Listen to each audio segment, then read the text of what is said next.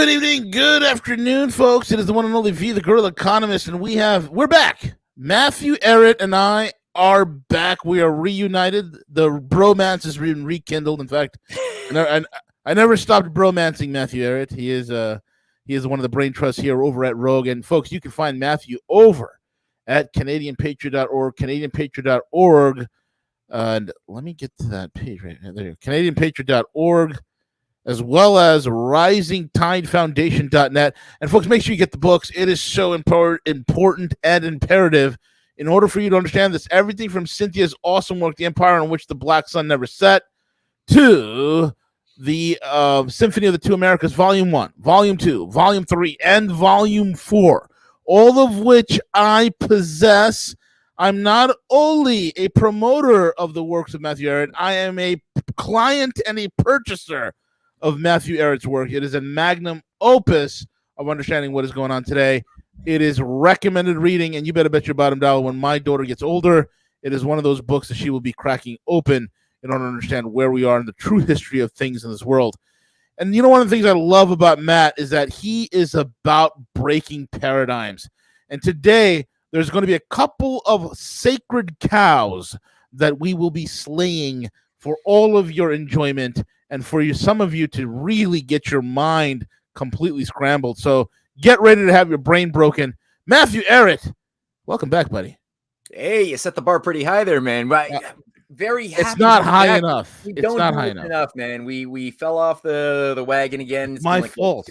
3 weeks, and we got to get back on a more regular regiment of mental gymnastics and exercise. It's I get a little mentally chubby whenever I don't banter with you. So I'm glad that we're doing this again. Yeah, me too, man. It's like it's good mental. It's good mental exercise. Bounce off ideas, thoughts, concepts one toward another, and to share it with the broader community. It's great. It's great, and I agree with you. Count me in. We are definitely back on a regularly scheduled weekly program, and if you want to do more, let me know. I'm 100% game. I mean, Rogue is pretty wide open at this point, man. Cool. All right. Yeah, let's do it. As far as today is concerned, I mean, there's a lot to go over. I know just before you hit record and made this thing public, we were chatting a little bit about some angles, and you brought up how much you would like to fold in some way. Yeah. Some of the research that I've been publishing on the weird cult that's been built up over like more than a century around a figure who I always felt pretty positively about. And I think most people listening feel pretty positively about a Serbian science inventor by the name of Nikola Tesla. Mm-hmm. So we're going to do that. We're going to fold in some of that discussion and some of the surprising, bloody disturbing discoveries that I didn't even want to make. Wow. I kind of was forced into this domain of analysis because I'm doing all of this work with my wife, Cynthia, on the occult, you know, and especially the role of leading occultists that have been working very hard over centuries to try to undo Christianity and pretty much any type of traditional cultural tradition anywhere in the world in order to restore a sense of paganistic superstition over the masses managed by a transhumanist overlord class of high priests. And that's been a long time as sort of a project that's been in the works. So, obviously the aliens, the truth about, or the Hidden Hand Behind Aliens movie series is what sort of propelled the mind in that domain to begin with. And it's sort of forcing us to reevaluate a lot of things we took for granted. And the figure of Nikola Tesla started popping up left and right in ways that I didn't expect, painting a very different image of what the hell this dude was, right, and what role he played. So, hey Matt, real quick, also before we get into the Tesla thing, any comments you want to share about the recent headlines of what is going on in the Levant between the Hebrews and the Mohammedans? That's always a zone of discomfort.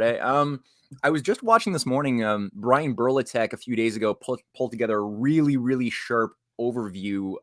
He had done a deep dive into a 2009 Brookings Institute policy paper, like a white paper, And anybody can read this paper. It's called the Which Path to Persia? Options for a New American Strategy Towards Iran. Yeah. And he's basically just reading it there with the audience and commenting on it. But it's a very insightful paper because, again, 2009, right before the Arab Spring is launched as a color revolutionary, Sure, disruptive program to undermine the type of positive orientation that had been going on at that time. Right, put ourselves back into 2009. We got bird flu. We got Operation Lockstep being funded by the Rockefellers. We got the financial meltdown, wave number 1, at least for the tsunami. And we're still in the thick of the war in against terrorism. Bush is still in power. Maybe at this point, Obama's been brought in. Yeah. Nothing's really going to change. But there's a big shift amongst Gaddafi, Bashar al-Assad, amongst Mubarak, many leaders of the Southwest Asia, North Africa region are bringing something into motion. The Saudis also are playing a pretty positive role in this. The Ethiopians are moving in this direction towards breaking free and creating a new parallel economy vectored around the sorts of things that Gaddafi was doing with the silverback lira that would be tied towards large-scale projects like the Great Man-Made Water Project that he was bringing online. You had Bashar al-Assad, who had done an international tour in 2008 or beginning of 2009, where he solidified support from 12 nations, including Turkey, for the 5 Cs vision, right? Which was something that was going to be a kind of like a mega project of high-speed rail and conventional rail and ports and new industrial corridors tying the 5 major waterways, the Mediterranean, the Red Sea, and the Caspian, and the blah, blah, blah, all into a new hub of development. That was going to be also, Damascus was going to be the capital of that. That's, again, so Bashar al-Assad had been working towards that. It was very much in harmony with what Gaddafi was doing, also building bridges with Egypt and Sudan to create these different regional power structures. So all of that had to come undone, and hence Arab Spring, right? So you had that blow up the region, and Brookings Institute selects this moment to run this policy paper. And Brian Burlitek does a great job. So there's several chapters. One of the chapters is on how to spark, how to use local dissidents in Iran. They acknowledge that Iran doesn't want a war with Israel or with the United States. They acknowledge that in the paper, but despite that acknowledgement, they still propose different scenarios on how to get that war started using, on the one hand, like they talk about color revolution. At the time, it was the Green Revolution that George Soros was sponsoring around, human rights, LGBTQ activism in Iraq, in Iran, which doesn't go very far. But it was a disruptive thing. It happened, and it was immediately put down. The other thing that they talk about is supporting the Mujahideen Ikhalq. It's a sort of like a Fethullah Gulen synthetic cult that has carried out terrorist activities in Iran. They're one of their base of operations is the United States, where they carry out and direct the show. Right.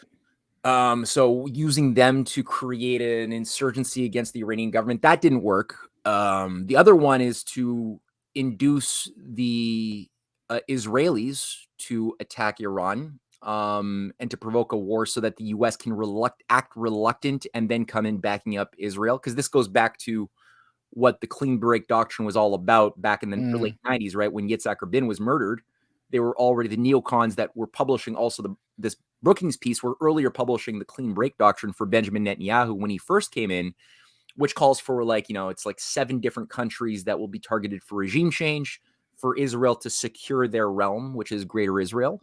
And Iran is sort of the trophy to get at finally the big regime change. That's what it's always been about. So, yeah, they talk about that scenario as well. And Iran has done a good job at not biting the bait. Right. Whether it was Soleimani getting killed or whether it was dozens of their scientists and generals illegally being assassinated. I mean, there's been constant terrorist activities into Iran for many, many years. And Iran has withheld. They haven't fallen into the traps that were set for Germany backing up Austria and the war against Serbia that was then pulling in Russia, and all of a sudden you had World War I. Similar sort of configurations, collective mutual security deals have been put online to set the trap for this type of escalation. So they didn't do that. And when they did finally do that, and they gave, 72 hours notice that they were going to do some form of a response to their embassy being destroyed and generals in Syria who were based in the Iranian embassy being killed in a war that, you could say, oh, but yeah, Israel's at war with Iran. Well, no, they're not. They're at war with Hamas that Israel created. And the fact that Iran supplies financial support to the Palestinians, of which the Hamas is the official government of the Palestinians, for mostly aid. It's a fraction of what the UN and what the USA supplies financially and Israel to providing basically subsidies to the Hamas. So you could even say that Iran is a minor supporter of Hamas, even if you wanted to make that argument. No, you can't say that. Iran is a major. They're the major supporter of Hamas. They're the major supporter of all terrorism in the entire planet. If there's a terrorist attack in Antarctica, most likely an Iranian-backed proxy group is involved, Matthew. That's just the way things are in the brain-dead world of the West in which we live. It's incredible. It really is. The mental gymnastics are insane. It's just, and there's never been a court anywhere in the world that has found Iran as a government guilty of any terrorist action. You could say that in the Byzantine world of realpolitik, maybe there are some proxies. Okay, but this is the biggest crock of shit ever in history as far as like geopolitical lies. When you look at like where does terrorism come from, who's behind ISIS, Obama even admitted that they were training ISIS in 2011 or 12. Correct. They were training them as part of the destabilization of Syria and the Levant. And all of this stuff comes from directly the Anglo-American establishment, going back to, you could say, the 70s is a good example of when the West began to support and grow through the CIA and Operation Cyclone, the growth of Al-Qaeda. But you could even go before that and look at the role of MI6 and the British Foreign Office in cultivating and incubating Salafist movements and Al-Afghani's, Salafist front out of the British Cairo office in the 1870s that were deploying these radicalized Islamists, whether it was in the Turkish variety or the Persian or whatever. They were always just like looking for young, disenfranchised, uneducated young men to be given special training by these British operatives, often utilizing Freemasonic, Sufi, or other front groups as far as their inner Gnostic initiatory sects, but they're always with the British Empire to radicalize and weaponize young men of the Arab world to be an excuse for imperialists to go and expand their influence in response to terrorist activities. And then they do the same thing with the Israelis when the Zionists were launched in as a new British Empire project. Jabotinsky was set up to play that role as a self-identified fascist. He was creating terrorist groups like the Haganah and the Night Brigades that were going out and slaughtering whole villages of Arabs, right? In order to again provoke an eye for an eye response with his allies like Rabbi Kook, Abraham Isaac Kook, who worked close, and a Kabbalist who was a fan of the New World Order, who talked about the need to burn the earth and restore Solomon's temple in order to bring in the Messiah. He was working with Jabotinsky. And this is the guy that the British Empire selected as the head rabbi for Israel, while at the same time, or of Jerusalem, and then at the same time as they were supporting a pro-fascist, later on pro-Nazi Hajj Amin to be the Grand Mufti representing the Muslim voice for the Arabs. And both sides would work for the British, running terrorist acts against both sides, in order to just make this forever war happen, to come to a conflagration point. As Rabbi Kook even says in his own Ehret writings, right, that we need to bring the world to a global conflagration so that the Messiah can come or return and Solomon's temple can be built and they'll kill the heifers and the blah, blah, blah. It's insane shit, but they've like unleashed the crazy card now. And again, Iran has done a very good job at being poised, not doing the eye for an eye thing. Their current attacks were purely on military targets. It demonstrated the fallacy of the invincible Iron Dome, as if October 7th wasn't sufficient. But now this is really, showcased how useless this Iron Dome. It's funny is the narrative that Israel's spinning. Oh, we shot down like 100% of all the drones and all the missiles and nothing happened, blah, blah, blah, so on and so forth. In reality, we knew that from various sources. I think Pepe Escobar talked about this as well. Scott Ritter also mentioned this as well. In about a week before this Iranian attack, we've had meetings between the Iranians and the U.S. delegates in Oman. And the Iranians spelled out exactly what they're going to do. Listen, here's the deal. We're striking purely military targets. If you get involved, then we'll strike every single U.S. base in the region. We have the capability to do so. And we will also close down the Strait of Hormuz, at which point oil will go north of $250 a barrel. And the U.S. is like, okay, you can go ahead. You're clear to go ahead and give Israel nosebleed. And they stood back and allowed that to happen, right? And in exchange, they're not going to hit any U.S. bases. The Israelis knew this was coming, and this is why they set out those drones. And people are like, well, why are they sending out these drones? The drones. It took 9 hours to get to Israel.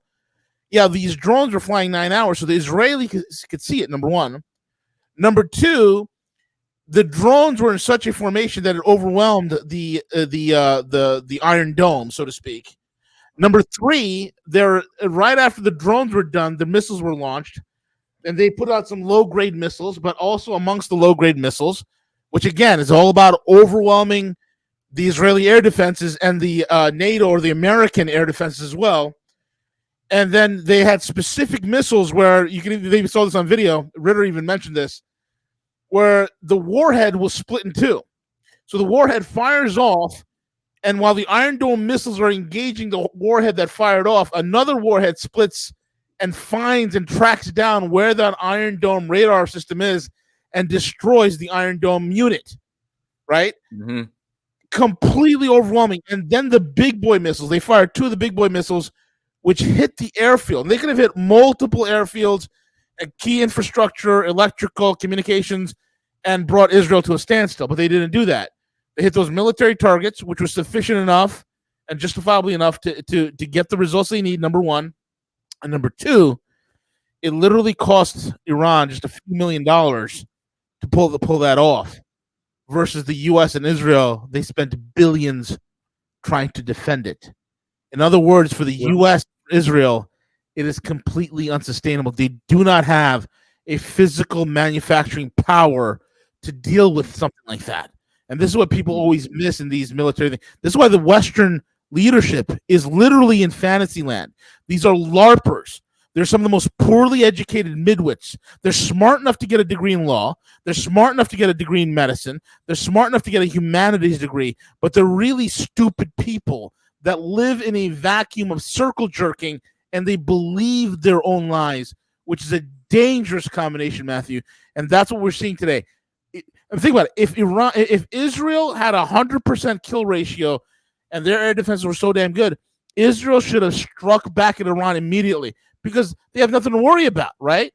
Because they can intercept anything that Iran could throw at them, but they didn't.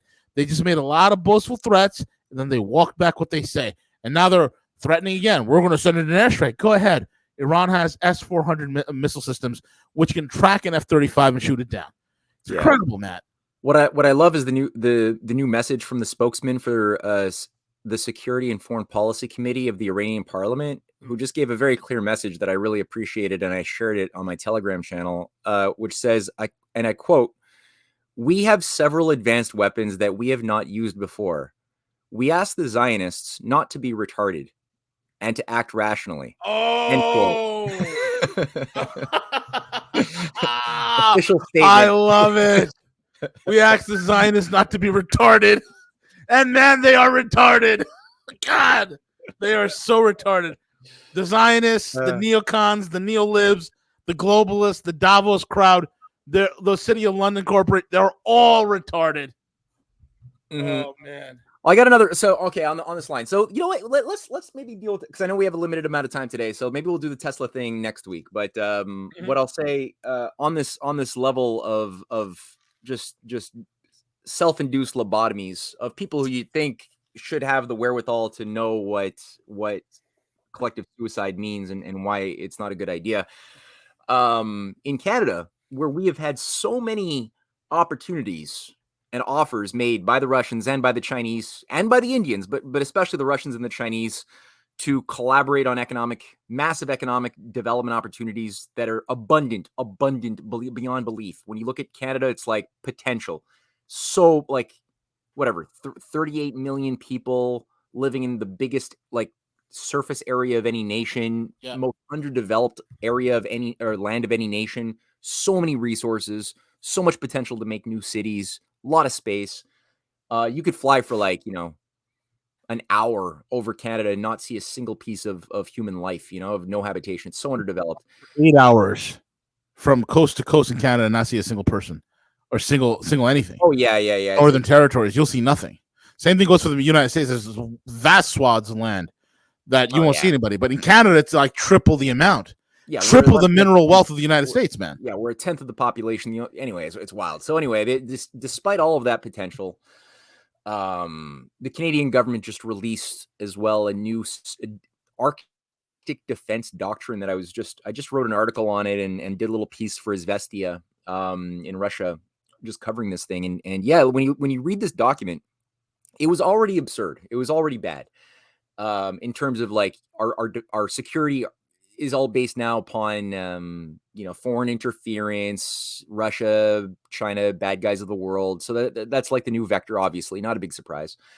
But now they're reviving the ballistic missile shield. So from 2003 to 2005, there was a lot of pressure on the Canadian government by Dick Cheney to bring in a defense shield in the Arctic. At the time, we had a government that was a little bit more sovereign under Jean Chrétien, and then the guy who followed him up was Harper. Paul Martin. That's right. And they said no. They had some cojones. They also said no to backing up the U.S. in the war in Iraq. So we still had a bit of a sovereign government. And it was put to bed. It was basically Canada won't be a proxy for some attack or war on Russia, real or imagined. And so it became political suicide to support the ballistic missile shield of the Arctic for about 20 years. Now it's become adopted with no discussion whatsoever. It's setting up long range missiles, air, sea, and defense, and land in the Arctic is now been adopted. They're going to be doing it. They're including now a more advanced, radar system and what have you to upgrade the dew line. And they don't talk about other things like what type of missiles we be hosting. Personally, I think it's all insane because they're talking about things in a vacuum, pretending that the financial system isn't collapsing or that Canada has the productive means to somehow do these things. So there's a bit of an imaginary game being played. Oh, yeah. But it's still a dangerous thing that they're even going there. They're lunatics. This is what happens when you have humanities degrees and law degrees running wild. Yeah, exactly. This is what happens. No real world experience anywhere in the game of these people who are putting all of our lives in the balance. And at the same day that's announced, you have the AUKUS. So Canada announced that we want to join the AUKUS, the Australia, UK, USA, nuclear weapons, submarine, program. That's sort of a sub part of NATO. And we didn't only announce that ourselves. UK dropped out, by the way. Out of AUKUS. Dropped out. That's interesting. It's New Zealand joined, so it's now New Zealand and Japan also. Yeah, so it's renamed ANUS now. No, I'm joking. New Zealand joined. It's renamed ANUS. No, I wish France never backed out or wasn't iced out, because then you still would have fuck us. And the French are joining their own thing. Fuck us. And then Japan's creating their own union between the Japanese and the Americans and Filipinos called JAPS. Oh, damn. We go on and on with this, man. Hilarious. Well, it's almost like, when it was some British economist that made the acronym for the PIGS, right? For the countries of Portugal and Ireland and Spain and Greece. That they see as less than dirt. They have no, So there's like a little bit of the sick humor in their acronyms. ISIS as well, right? Like Yep. when somebody asked what do you call the name for the Israeli intelligence agency beyond Mossad? And he's like, back in the late 80s, you had this Israeli official saying, well, if we were going to call it something, it doesn't really have an official name, but it'd be the Israeli Security Intelligence Service, so ISIS. So all that to say, but yeah, no, you have, obviously the Chinese are pissed, right? The Chinese Foreign Ministry came out basically saying that like this is NATO now going from words to action if Japan actually goes ahead with this. At the same day that Japan also, Kishida came back from the United States, where he gave this crazy ass speech in Congress warning of the danger of Russia dropping nuclear bombs on Japan. And these people are insane. Meanwhile, Kishida, he's talking to the United States. He's going to the United States, the country that nuked him, and say, "Oh, thank you for nuking us. We are waiting for you to help us. You must save us from the Russians who will drop a nuclear bomb on us." It's crazy. It's wild. He's going to the only country that has nuked him and thanking them, and then telling them, "Oh yeah, the Russians are going to nuke us." These people are insane. Yeah, and now he thinks. I mean, the idea that he thinks he's safer because he's getting into AUKUS. And keep in mind, like, Japan never signed a peace treaty with Russia. Huh? We will join the anus. Yeah, the Japs anus. But so that idea that you're going to be now more secure by getting in NATO of the Pacific is right up there with like Finland and Sweden saying that they're going to be more secure by being part of like NATO around Russia's perimeter, as if you're not going to have like double, or like Russia didn't want any more targets that they had to now put onto their nuclear response platforms. They didn't want that. They don't want to target Stockholm or Finland, Helsinki. They don't want to do that. But now you kind of made yourself a target, whether you want, against your own interests. So it's the same thing for Japan. They obviously want Philippines also in there. There's a lot of I have a video clip, Matthew, from the latest ANUS meeting that took place in Sydney, Australia, where members of the Australian Defence they were talking about what they're going to be doing with this, and I have exclusive video of that conversation that was taped live. Many people saw it who were fortunate enough to see this. Truly remarkable intel. This is, again, some of the smartest people in the room, Matthew. Please, just try to contain yourself as you listen to this intellect. Here we go. Listen. I thought the best way to proceed was to get everyone in the one room. Good thinking. Okay, you're all right. I'll come straight to the point. This white paper is recommending we spend close to $400 billion over the forward estimates. Now, at some point, the PM is going to be asked a very simple question. In order to protect us from which enemy? It's so hard to say. 400 billion, pick one. A regional player. Specifically, Colonel. An Indo-Pacific regional player. More specifically? Indo-Asia Pacific. That's broader. Who are you leaving out? Europe? Yeah, I sort of need a country. Or an unaligned player. No, a country. One that might threaten us. Just one. Yeah. I wouldn't want to raise tensions. Where? In this room. You know what? I'll name one and you just nod. China. Yeah. Okay. Are we protecting? Strategic interests. Specifically, Colonel. Indo-Pacific strategic Again, interest. Brigadier, really specifically. Indo-Asia Pacific strategic You know what? interest. I'll say it and then you nod. Our trade routes. Yeah. And who is our number one trading partner? Shall we use the nod system? Sure. China? Yeah. So under this scenario, we're spending close to $30 billion a year to protect our trade with China from China. And that doesn't strike anyone at this table as odd?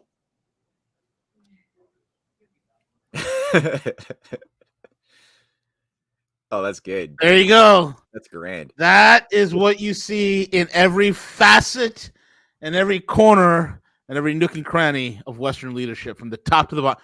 These are people given over to fantasy, man. Absolute LARPers. It's incredible.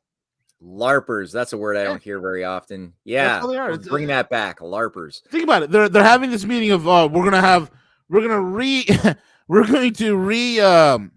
we're going to re-up the missile defense in Canada to stop Russian missiles. In reality, these are a bunch of broken, solvent, deindustrialized, sodomized, effeminate, decrepit, you name it, degenerate nations getting together to talk fantasy, to stop industrial superpowers and to engage in a war against industrial superpowers to which they do not stand a chance. If the United States were to engage Russia in a conventional war, not even nuclear, but in a conventional war, we would last approximately 12 to 13 days before we're out of complete ammunition. Okay? Yeah. The Brits would last about 5 days. Yeah. Okay, that's just Russia by itself. Yeah. If Russia took on all of NATO, Russia in a conventional war could take out NATO in a conventional war. I'm not even talking nuclear. By the way, nuclear, here's a hint from a client of mine who was part of the nuclear triad during the Cold War. He was in the nuclear triad. In other words, he was in a command and control position to launch nukes on Russia. He was trained to kill Russians. And then he retired from the military at a very high level and went to work for the Nuclear Regulatory Commission, the NRC, in the United States. And let me tell you, from the nuclear power plants to the nuclear weapon systems that we have in the United States, he doubts that even 20% of our armaments are even functionable or even fieldable. But yet we want to go. So forget the idea of America getting engaged in a nuclear war. It's not going to happen, right? But a conventional war, us and NATO, will last maybe 14 days before it's all over. And we would lose badly. It's not how quickly we will lose. It's how badly we'll lose. And this is not even taken into the math, Matthew, of China and Russia together, which is a whole different ball of wax. Yeah. But don't worry, missile defense systems in northern Canada. We'll do more of this stuff. But we have alien technology, Matt. Don't worry about it. We have alien technology somewhere in Nevada in Area 51. And we also have deep storage gold. So when the financial economic system implodes, there's deep storage gold somewhere. We don't know where it is, but trust us, it's deep and it's stored somewhere.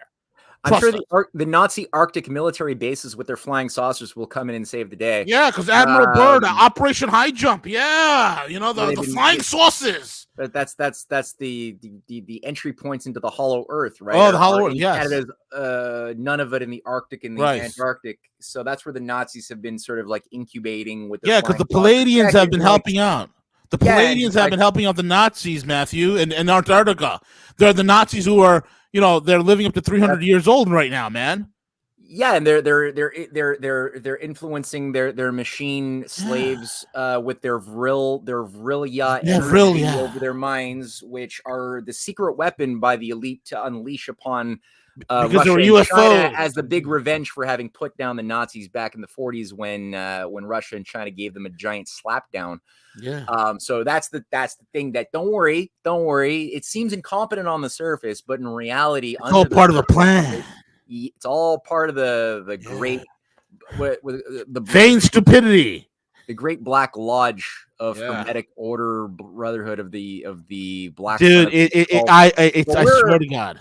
We're working with the white son of the occult, and it gets fucking crazy, you know. So a lot of this shit, you do have some weird occult proclivities going on, but the level of just self-contradiction built on self-contradiction built on insanity, once you open this gate, it's over the top. And the fact that you have like to stop global warming, there's now real initiatives to spread particles that we're pouring millions of dollars into as a Bill Gates initiative into the upper atmosphere to bounce solar rays back into space to cool the earth, to fight global warming. So we're actually trying to dampen the light from the sun, which is otherwise plant food, but that's okay because the plants won't need as much food, because at the same time, we're increasing deserts to liberate deserts by pouring money, which the government of California is part of a collective to stop global warming by cutting down something like 77 hectares of no, it's more than that, 77,000 hectares of trees.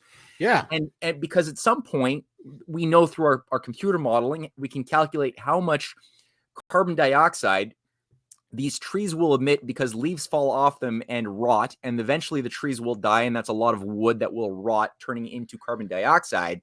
So we can preemptively, as the logic goes, cut them down now and store the wood in vaults underground to capture and prevent the decaying carbon from making it into the greenhouse, which they are currently doing to stop this thing called global warming from happening, while at the same time they're releasing deserts and liberating deserts from the artificial shackles of agricultural corridors that were created through the Imperial Valley and the hydroelectric dam building of the 1940s and 50s and 60s and 70s that we stopped doing 45 years ago, which were artificially providing clean water and electricity at the same time, causing the deserts to like produce vegetables and forests. Now that's unnatural, says the computer model. So now we've demolished something like 1,200 dams across the United States to restore the natural ecosystems of deserts, which means we won't really have as much green stuff on the surface anyway of America or Canada because, that was unnatural. So they won't need the sunlight and the water and the other food that plants usually eat to produce oxygen. Right. So we're going to have less oxygen, which is fine because oxygen is, something that's causing more humans. The more there's air, there's more people, there's more. Well, it's life in general. We need to eliminate all life, man, not just human life, but absolutely, plant life as well. Yeah, we don't want to be hypocrites. I mean, because the nerd ghoul, we're morally equal anyway. Yeah. All life is created equal, so there's no such difference from a carrot to a dog to a chicken to a human baby that I'm going to also, promote abortion to use their stem cells for pharmaceutical companies that want to have better products for skincare. Yeah. The level of just. This is why logic detached from moral reason will always lead you to hell. And so there's always like logical justifications for every one of these massive initiatives, whether it's on the military front or whether it's on this, what I just said or whatever, or like they're going to ban, like wood stoves. So no more Montreal bagels. The Montreal is known for bagels. That requires brick ovens. It requires, our pizzerias, just like in New York, require brick ovens to make good quality pizza.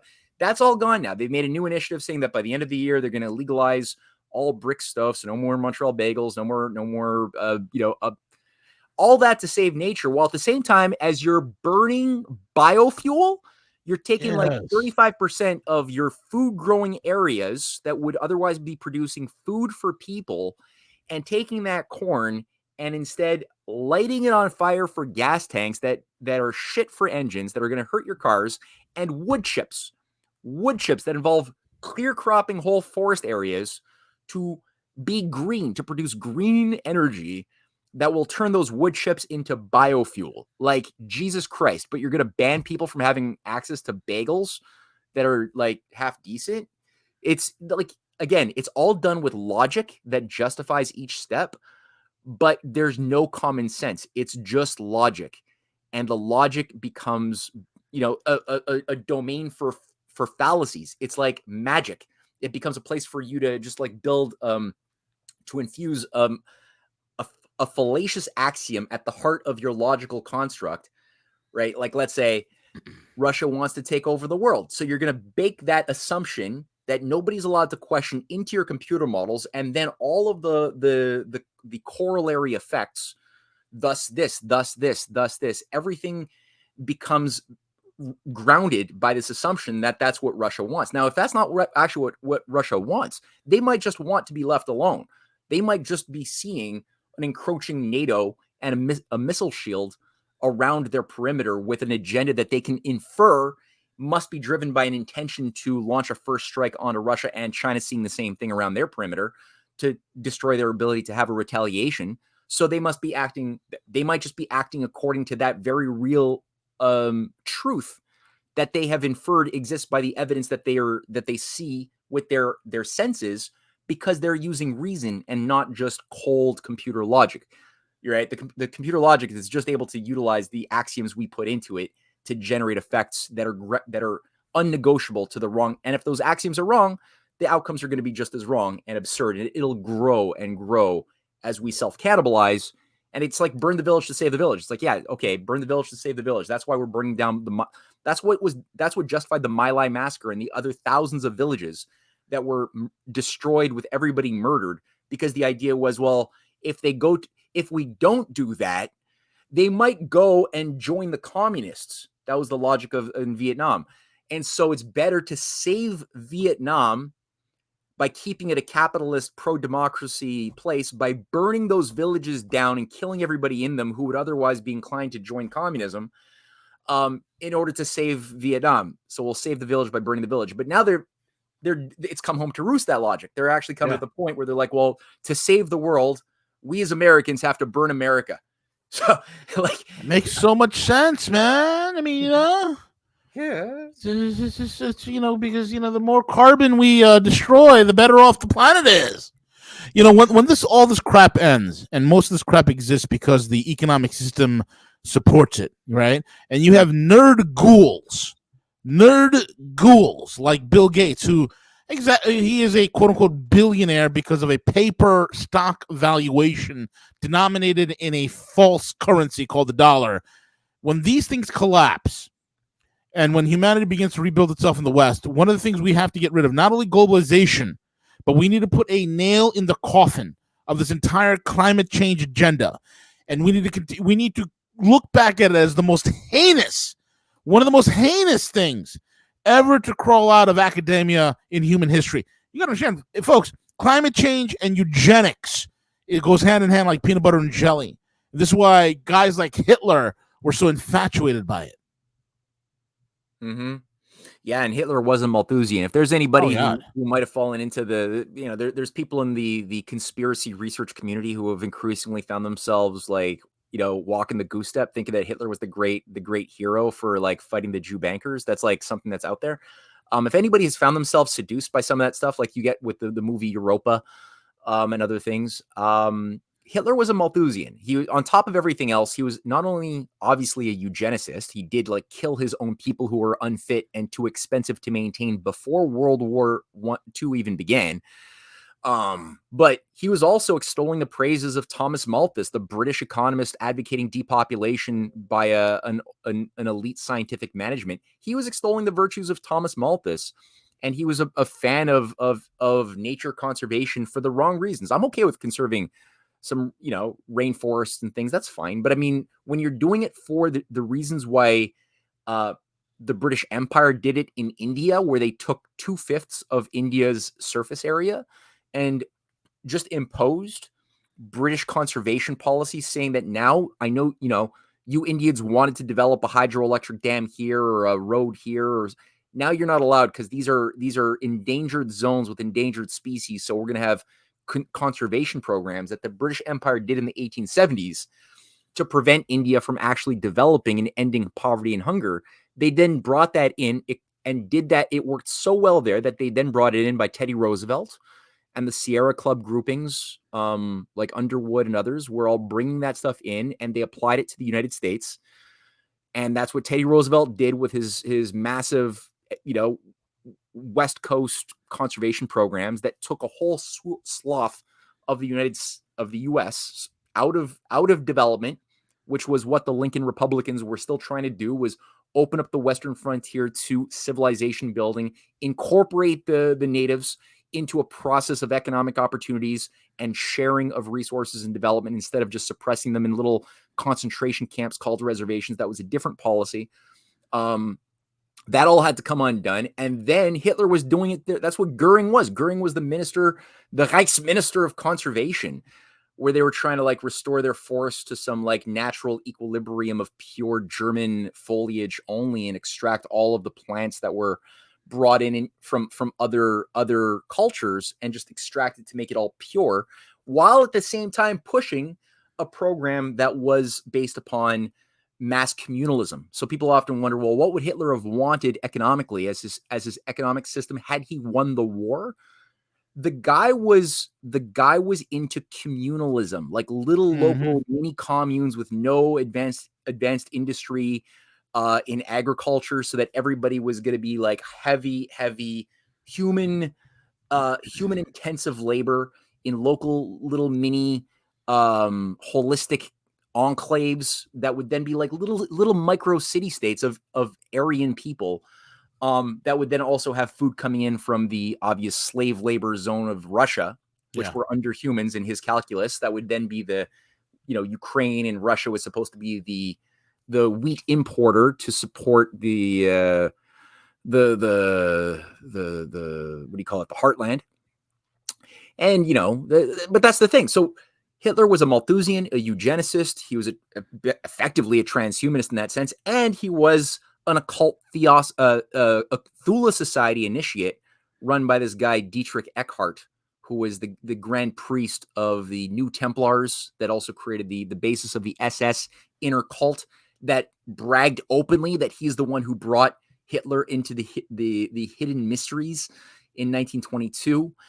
So it's people who are like find themselves thinking that the Nazis were the good guys because, like the Nazis lost the war and because mainstream narratives treat the Nazis like the bad guys, the Nazis must be good because, like we were lied about 9/11. And so everything must be the opposite. And that's not how that works either. So there's something else going on. Yeah. Yeah. It's really insane, man. It's really insane. There's so many paradigms that need to be broken for sure. But that's it. I mean, but the whole thing, it's based on a fallacious way of looking at the universe and ourselves. There's a whole bunch of toxic, wrong assumptions, and again, when you look at where do we see evidence of resistance? Where do we see actual evidence of rejecting Malthus, rejecting the depopulation agenda? Those countries that are doing that are actually showing evidence that there is a combat to extract their oligarchical fifth colonists. Let's work with them instead of treating them like they're our enemies and give our consent to go to war with China or Russia or now India, which in the case here of Canada, we've got these Canada foreign interference what do you call it? Public inquiries that are happening right now as we speak, run by CSIS. Just this week, the CSIS director, David Vigneault, came out testifying saying, we need to have a new security doctrine to deal with foreign interference with a focus on China, Russia, and now India, because India made its intentions to not be a part of the Pacific NATO known. So now they have to be they have to receive now an enemy image. So they're now being blamed for, Modi's being blamed for launching assassinations of Sikh separatists living in Canada. It's insane. And it's all CSIS coming out with anonymous reports. Yeah. No evidence ever that China interfered in our elections and put Justin Trudeau in power. And it's like, you're saying this, CSIS, that you have this evidence that China interfered in our elections to put Justin Trudeau and the Liberals as their puppets in power. And then the Liberals are coming out, and Justin Trudeau is coming out even saying that, yeah, it's true, China interfered, so we have to support the Arctic military policy, admitting that he was then put in power by the Chinese. It's obviously they're a complete mess of a narrative, but it's desperate because nothing is going, or not enough is going according to the New World Order script right now. So they're forcing and trying to do a forced patchwork of narratives to try to justify the unjustifiable. And it for anybody looking with a bit of a sober mind, like I think we're trying to do here, it's so absurd. It's a fucking cartoon circus show of a mess. And it's laughable. It's hilarious in a sick way. And I love the fact that you showed that video of the British military generals and whoever that was playing the prime minister. That was great. We need more of that. People need to learn how to laugh at this shit because it's a shit show of hilarity. Absolutely, because this is what they are. They're a bunch of jokesters, man. They're a bunch of jokesters. There's nothing about all the West is catastrophic economies, broken morality, terrible population demographics, destroyed borders. None of this is going to end well. It is. We are headed for a collapse. How we come out of this on the other side is up to us. At least we have to do is maintain the identity of who we are through this process. And God, I hope we can hold on to at least that, Matthew. Me too.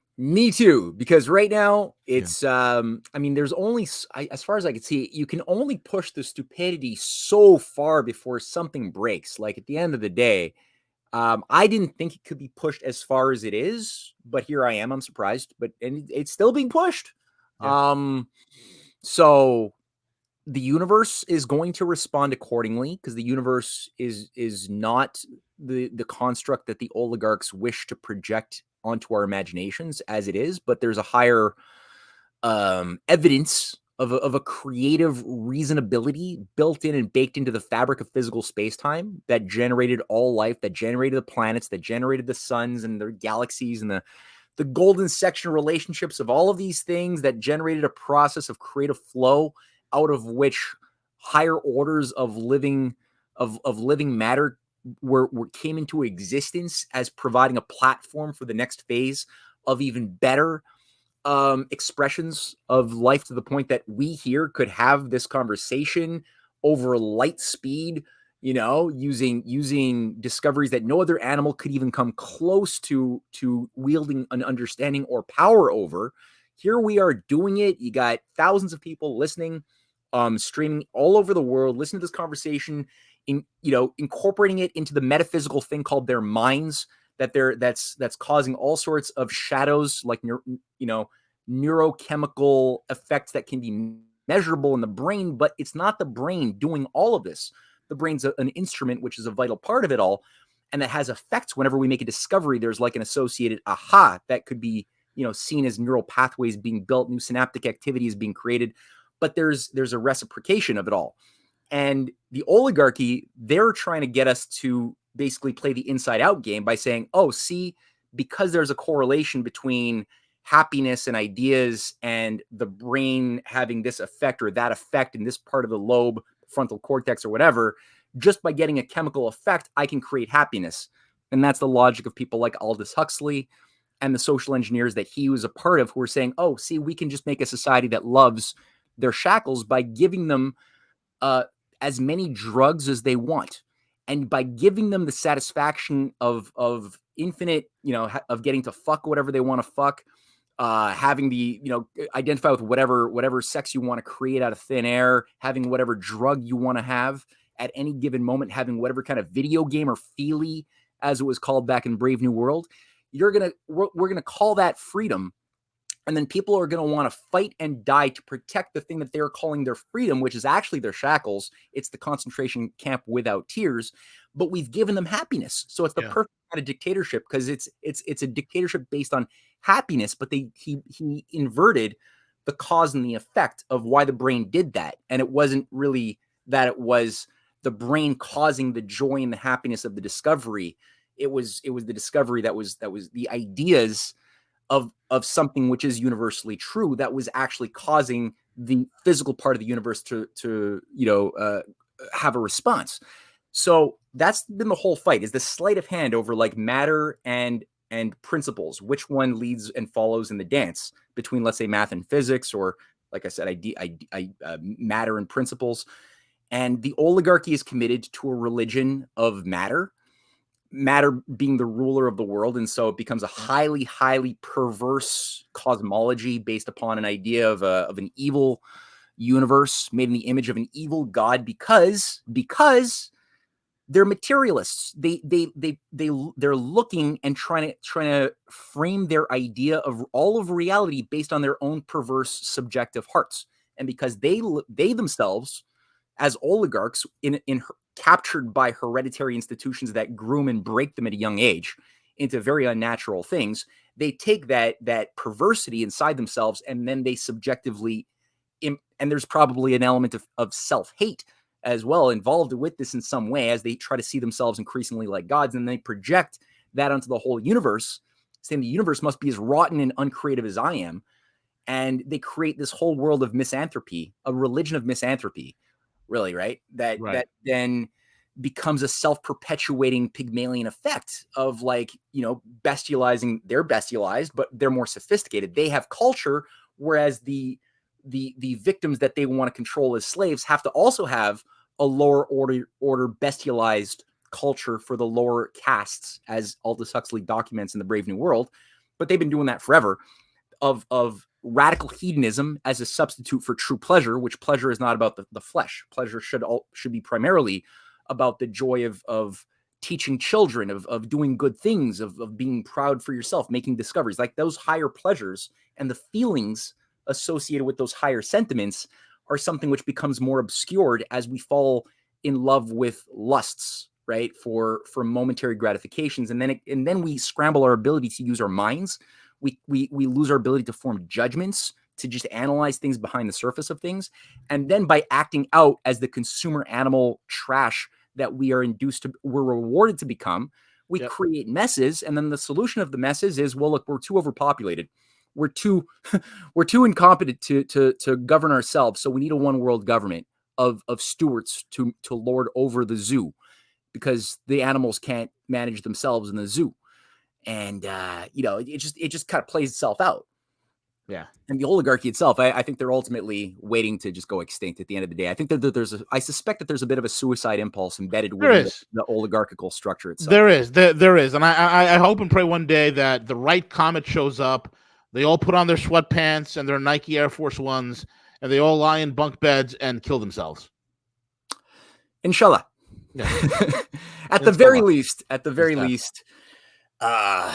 they're certainly not destined for the long game in the universe. I've pretty solid faith. And they don't reproduce them. Look at their progeny. Utter incompetent losers. Look at Alexander Soros. What a cuck. There's no other way to put it. I mean, he's dating Huma Abedin, Anthony Weiner's ex-wife. I didn't know that. Who was like 10 or 15 years a senior. Yeah, that's a great proof of principle right there. Yeah, there's these little micro laboratories that we can see if we're like, oh, what is this theory about the oligarchy true? And it's like, well, they play out their lives for us to investigate as like little micro lab experiments. So yeah, just look at the level of decay of the quality of thinking of like a George Soros, who is already on a lower level than like, let's say, an Evelyn Rothschild. But look at just the rate of intergenerational decay of the oligarchy themselves. They can't escape. They can't avoid the capture of the net that they set for their victims. They end up getting seduced by it themselves, and then they become increasingly mediocritized and incapable of wielding the sorts of tools that their grandparents were bringing online to control the masses. These things become things that consume them too. So people can take a little bit of heart from that if they want, or a little demoralization, whatever people want to feel about that. That's the way it is. Yep. Very well said. Yeah. Matthew, thank you so much for joining us today, man. It was awesome. Fantastic show. Folks, go back and listen to this again. Amazing information. And check out Matthew's work over at CanadianPatriot.org and the Rising Tide Foundation.net, and get his books, The Symphony of Two Americas, Volume 1, Volume 2, Volume 3, and Volume 4, to get the play-by-play, the scaffolding, the foundation, the infrastructure of where we were, where we are, and where we're going. With that being said, we're over and out. Cheers, everyone. Bye-bye.